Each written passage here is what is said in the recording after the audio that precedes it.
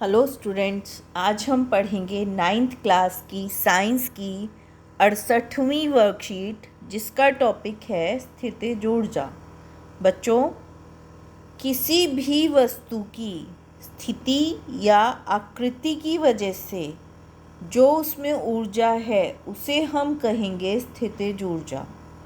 अब उदाहरण के लिए एक खींचा हुआ रबड़ और धनुष की खींची हुई डोरी, उसमें स्थितिज ऊर्जा है। और जैसे ही हम उस रबड़ को या धनुष की डोरी को खींचकर छोड़ देंगे तो क्या होगा?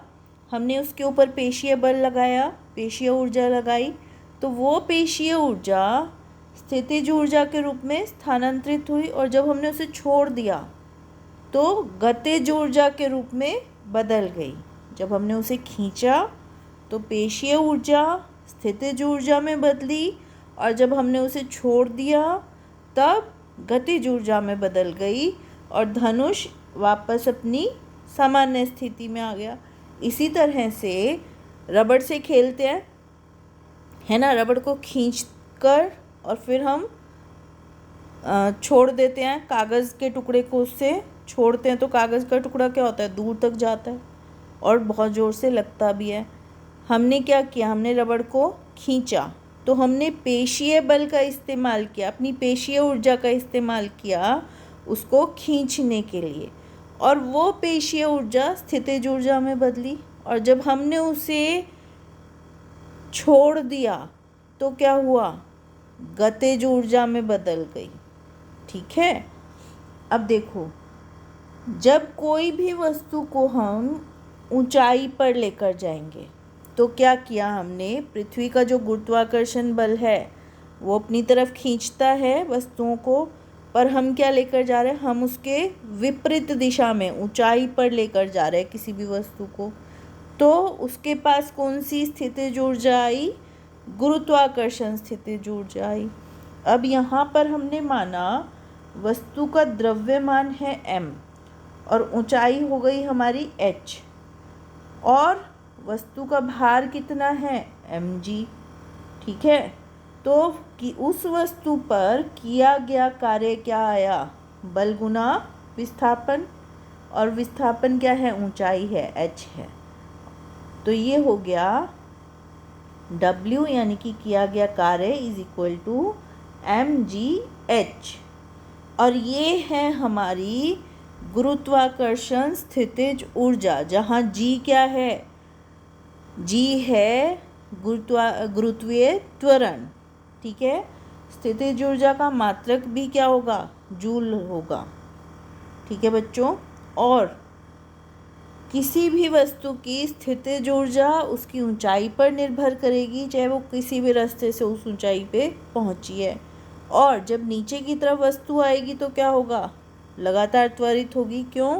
क्योंकि उसकी स्थितिज ऊर्जा गतिज ऊर्जा में बदल रही है। तो नीचे जब तक पहुंचेगी, गिरेगी, तब तक सारी की सारी स्थितिज ऊर्जा उसकी गतिज ऊर्जा में बदल चुकी होगी। अब कुछ उदाहरण देखते हैं। पहला उदाहरण है, 2 किलोग्राम द्रव्यमान की एक वस्तु को पहले 5 मीटर और फिर 10 मीटर की ऊंचाई पर ले जाया जाता है। दोनों स्थितियों में वस्तु की गुरुत्वाकर्षण स्थितिज ऊर्जा में अंतर निकालिए। अब गुरुत्वीय त्वरण कितना दिया है? 10 मीटर पर सेकंड स्क्वायर। अब यहाँ पर हम पहले 5 मीटर की ऊंचाई पर स्थितिज ऊर्जा निकालते हैं, ये हमारी आ गई 100 जूल, और 10 मीटर की ऊंचाई पर आ गई 200 जूल। तो अंतर कितना आ गया इनका? 200 में से 100 घटाएंगे तो 100 जूल। अगला उदाहरण है, 5 मीटर की ऊंचाई पर रखी 1 किलोग्राम द्रव्यमान की एक वस्तु की स्थितिज ऊर्जा का परिकलन कीजिए।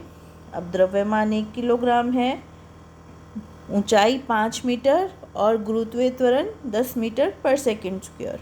तो फॉर्मूला लगाएंगे, इज इक्वल टू mgh। तो ये हमारे पास आ जाएगा 50 जूल स्थितिज ऊर्जा। अब कुछ प्रश्न देखते हैं। इनमें से किसमें स्थितिज ऊर्जा है?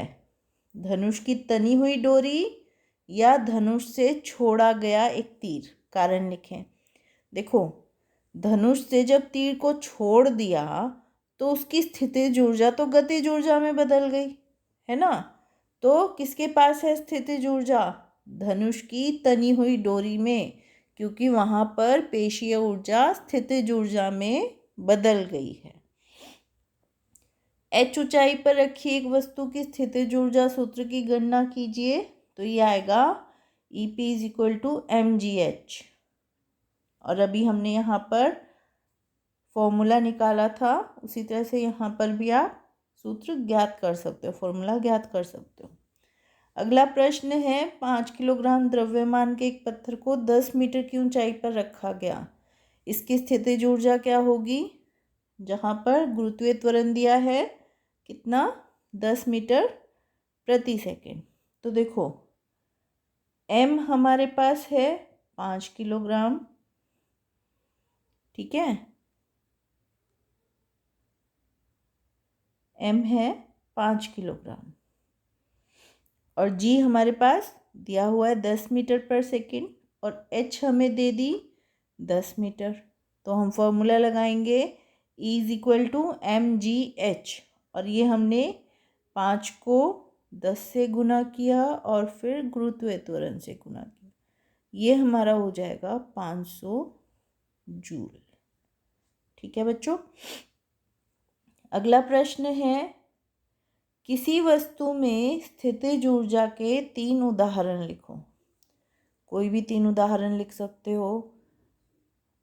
तनी हुई डोरी है ना, धनुष की, खिंचा हुआ रबड़ है, या कोई भी वस्तु ऊंचाई पर रखी है, उसका भी उदाहरण दिया जा सकता है। तो आप ये सोचो और लिखो, और साथ साथ कोविड-19 से अपना ध्यान रखो, हाथ धो, मास्क पहनो और दूरी बना कर रखो, और अपनी सुरक्षा का ध्यान रखो। तो ये थी हमारी आज की वर्कशीट। आई होप आपको समझ आई होगी और अब आप इसको आसानी से कर पाओगे।